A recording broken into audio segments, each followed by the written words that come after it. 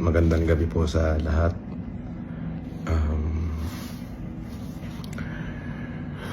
Kalalaya ko lang po pansamantala.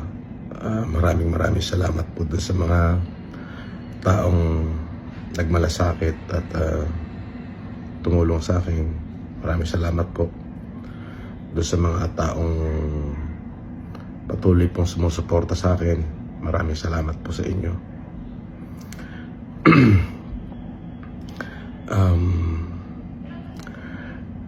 Medyo masakit lamang po yung pangyayari. Siyempre, sa parte ng aking mga anak ay talaga pong masakit nga naman po na sa ganong kababaw po lang na kaso, ako po ay para pong nahatulan na isang kriminal. Ako po ay may pagkakamali, maaari, at tama naman po yung ginawa nila na ako ay hulihin, sapagkat yun naman po ay bahagi ng kanilang trabaho. Ngunit po yung ako naman po ay ipinahiya nila na para bagang tinalupan na ho nila ako ng buhay. Opo, ay sobrang sakit po.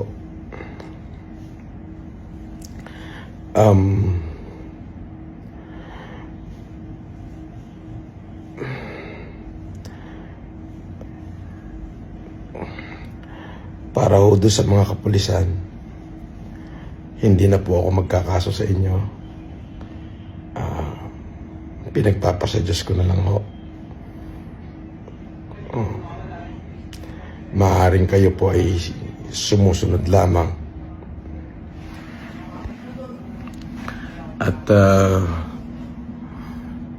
dun sa PNP, kung ako po ay nakagawa ng pagkakamali dahil po dyan sa kumalat na litrato ng pagsusuot ng kung saan ako po ay nakasuot ng police uniform, humingi rin ho ako ng kapatawaran sa inyo kung sa tingin nyo po ay kalabisan at kawalang paggalang yung aking nagawa.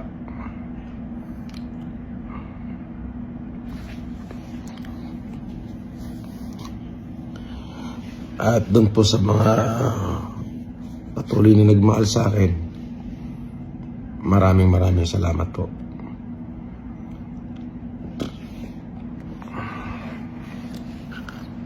At humihingi ho ako ng tawad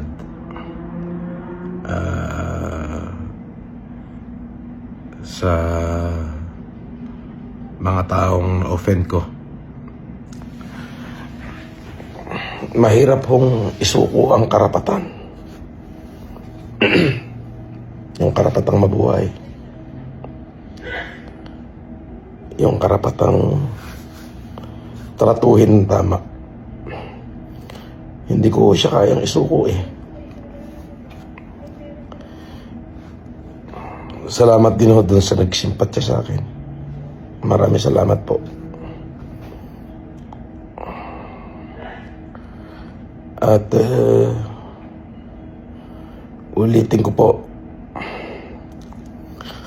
doon po sa mga miyembro ng kapulisan na naging kabahagi ho nung pagpapahiya ho sa akin, hindi na po ako magsasampa ng demanda sa inyo. Pinatawad ko na ho kayo. At sa PNP po, kung kayo po ay sa tingin nyo nakalabisan ho yung aking ginawa doon sa nakumakalat na pagsusuot ko ng uniforme, patawarin nyo ho ako. Wala ho akong masamang intensyon doon. At kung ano man ho yung karampatan na kaso, o parusa na ipapataw niyo sa akin ay haharapin at tatanggapin ko po.